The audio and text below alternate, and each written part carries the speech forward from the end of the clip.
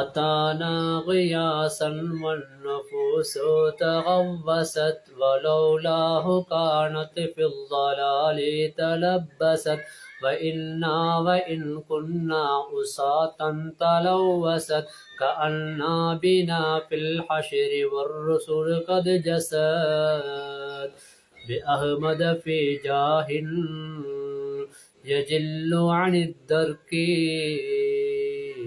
صلاة وتسليم وأزكى تحيتي على المصطفى المختار القمر المكي.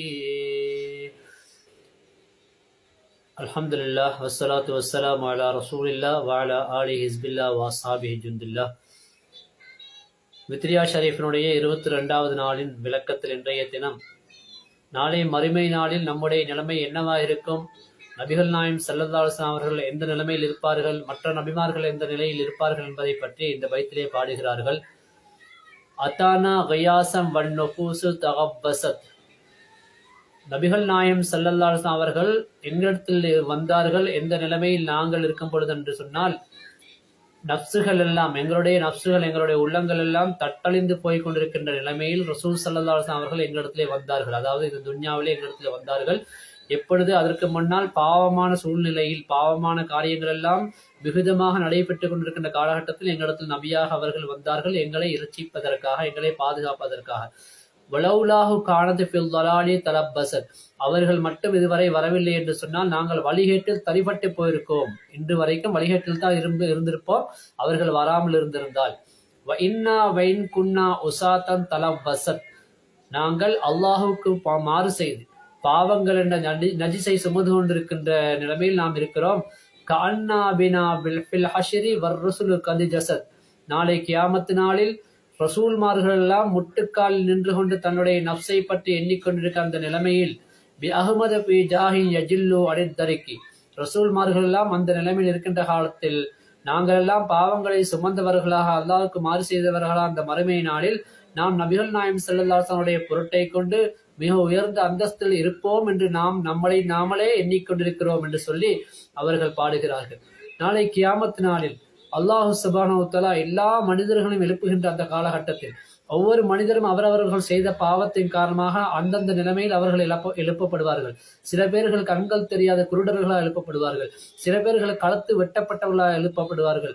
அதே போல ஜக்காத்து கொடுக்காமல் தன்னுடைய சொத்துக்களை சேமித்து வைத்தவர்கள், வயிறு வெறுத்தவர்களாக எழுப்பப்படுவார்கள். இவ்வாறு ஒவ்வொருவரும் ஒவ்வொரு நிலைமையில் எழுப்பப்படுவார்கள். அதே போல பூரண சந்திர நிலவை போல நல்ல ஒளிமயமான மக்களாக சில நல்ல மக்களும் எழுப்பப்படுவார்கள். அல்லாஹ் அந்த கூட்டத்தில் என்னையும் உங்களை சேர்த்துக் கொள்வானாக. அப்ப நாளை கியாமத் நாளில் அல்லாஹுடைய பயத்தின் காரணமாக எல்லா மக்களும் ஒருவரை விட்டு ஒருவர் ஓடிக்கொண்டே இருப்பார்கள். இதைத்தான், அதாவது நாளை கியாமத் நாளில் எந்த அளவுக்கு சொன்னா அல்லாஹ் குர்ஆன்ல சொல்லுவான், யோம யஃபிருல் மர்உ மின் அஹீஹி. ஒவ்வொரு மனிதனும் தன்னுடைய சகோதரனை விட்டு விரண்டோடுவான். உம்மிஹி வ அபீஹி. ஒவ்வொரு மனிதனும் தன்னுடைய தாய் தகப்பனை விட்டு விரண்டோடுவான். வசாஹிபத்திஹி வபனீஹி.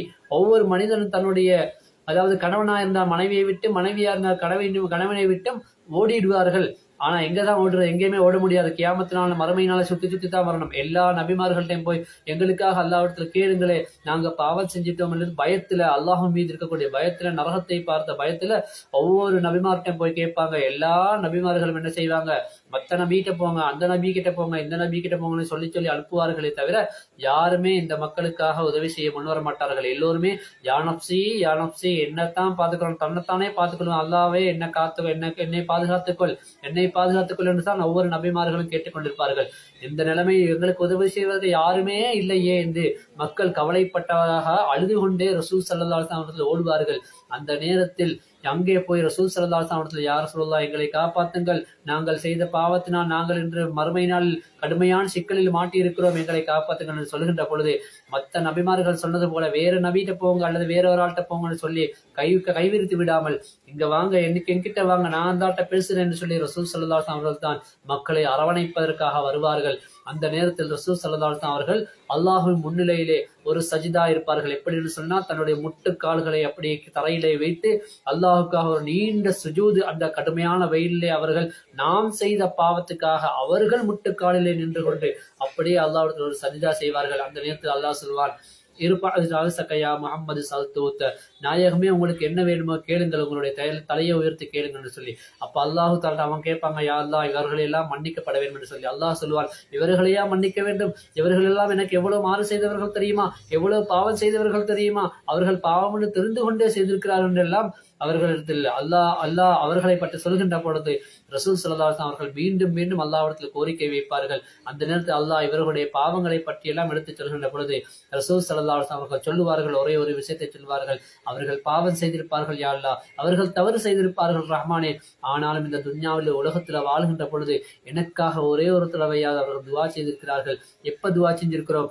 ஆத்து சையதுனா முஹம்மது வசீலா என்று நாங்கள் பாங்கு துவாவிலே யா அல்லாஹ் ரசூல் ஸல்லல்லாஹு அலைஹி வஸல்லம் அவர்களுக்கு சொர்க்கத்தில் உள்ள வசீலா என்ற அந்த உயர்ந்த அந்தஸ்தை கொடுப்பாயாக என்று நாங்கள் கேட்டோமே, அந்த துவாவை அல்லாஹ்விடத்தை சொல்லி காட்டுவார்கள். யா அல்லாஹ் எனக்காக வேண்டிய ஆத்து சையதுனா முஹம்மது வசீலா, என்னுடைய நாயத்துக்காக அல்லாஹ்வுடைய ரசூலுக்காக அந்த வசீலாவை நீ கொடுத்தல்வாயா என்று ஒரு தடவையாவது எனக்கான துவா செய்திருப்பார் அல்லவா, அந்த ஒன்றுக்காக அவர்களை நீ மன்னித்து விடுவாயே என்று சொல்லி அல்லாஹ்விடத்தில் துவா கேட்கின்ற பொழுது அல்லாஹ் அதற்காக நம்மை எல்லோரையும் மன்னித்து விடுவார். கண்ணியத்துக்குரியவர்களே, ஒரு விஷயத்தை நன்கு தெரிந்து கொள்ள வேண்டும். அந்த வசீலான்னு சொல்லக்கூடிய இடம் ஏற்கனவே அல்லாஹ் தஆலா ரசூல் ஸல்லல்லாஹு அலைஹி வஸல்லம் அவர்களுக்கு தான் வாக்களித்து விட்டான். நாங்க கேட்டுத்தான் அல்லாஹ் அவங்களுக்கு கொடுக்க போறதில்லை. இருந்தாலும் நாமளும் கேட்டோம் என்ற ஒரே ஒரு காரணத்துக்காக அல்லாஹ் சுப்ஹானஹு வ தஆலா நபிகள் நாயகம் ஸல்லல்லாஹு அலைஹி வஸல்லம் உம்மத்துமார்களை அந்த துவாவை ஓதின ஒரே ஒரு காரணத்துக்காக அவர்களை எல்லாம் மன்னித்து சுவர்க்கத்துக்கு அனுப்ப காத்துக் கொண்டிருக்கிறார் நாளை கியாமத் நாளிலே. அப்போ நம்ம செய்கின்ற பாவங்களை எல்லாம் வைத்து அல்லாஹ் தஆலா தண்டிக்கப்பட்டவர்களை அந்த நரகத்திலிருந்து எடுத்துக்கொண்டு வந்து அவர்களுக்காக என்ன செய்யப்படும்? கியாமத் நாளை ரசூல் ஸல்லல்லாஹு அலைஹி வஸல்லம் அந்த ஷஃபாத்தை கொண்டு அவர்கள் இவ்வாறு சொல்லி கேட்பது கொண்டு நாம் சுவர்க்கத்துக்கு அழைத்து செல்லப்படுவோம். எனவே நாம் செய்கின்ற அமலை கொண்டு நாம் நேராக சுவர்க்கத்துக்கு போய்விடுவோம் என்று நாம் நினைக்க கூடாது. என்ன இருந்தாலும் ரசூல் ஸல்லல்லாஹு அலைஹி வஸல்லம் அவருடைய ஷஃபாத்தும் அல்லாஹுடைய ரஹமத்தும் இருந்தால்தான் நாம் சுவர்க்கத்துக்கு போக முடியுமே தவிர நாம நினைத்துக் கொள்ளக்கூடாது. நாம் 5 நேரம் தொழுகிறோம், நோன்பு வைக்கிறோம், ஜக்காத்து கொடுக்கிறோம், சதக்கா கொடுக்கிறோம், எல்லாத்தையும் செஞ்சுட்டு நாம சுவர்க்கவாதி தான் என்று நாமளாவே நம்ம நினைச்சுக்க கூடாது. நாளை கியாமத் நாள் தீர்ப்பு நாள் இருக்கிறது. நாம் செய்த அமல்கள் எல்லாம் நிறுக்கப்படும், மீதான் தராசில நிறுக்கப்பட்டு அது எந்த அளவுக்கு கனமாக இருக்கிறதோ அதற்கேற்ற மாதிரி கூலி எடுக்கப்படும். அல்லாஹ் அவன் நாடியவர்களை மன்னிக்கிறான், நாடியவர்களை தண்டிக்கிறான். அதுதான் அல்லாஹ் தஆலா குர்ஆனில் சொல்கிறான், யக்ஃபிரு லிமன் யஷா வ யஸிம் மன் யஷா, அவன் நாடியவர்களை மன்னிப்பான், நாடியவர்களை தண்டிப்பான். எனவே நாளை கியாமத் நாளில் யாரையெல்லாம் அல்லாஹ் மன்னிப்பு கொடுத்து எந்த விசாரணையும் இல்லாமல் சொர்க்கத்துக்கு அனுப்ப வேண்டும் என்று நாடி இருக்கிறானோ அந்த கூட்டத்தில் அல்லாஹ் என்னையும் உங்களை சேர்த்தல்வானாக. நபிகள் நாயகம் ஸல்லல்லாஹு அலைஹி வஸல்லம் அந்த ஷஃபாத்துக்கு பொருத்தமானவர்களாக, ஷஃபாத்துக்கு உட்பட்ட நல்ல மக்களாக எங்களையும் ஆக்கி அல்வானாக. வஸல்லல்லாஹு வஸல்லம் அலா சய்யிதினா முஹம்மதின் வ ஆலிஹி வ ஸஹ்பிஹி அஜ்மஈன் வல்ஹம்துலில்லாஹி ரப்பில் ஆலமீன். அஸ்ஸலாமு அலைக்கும் வரஹ்மத்துல்லாஹி வ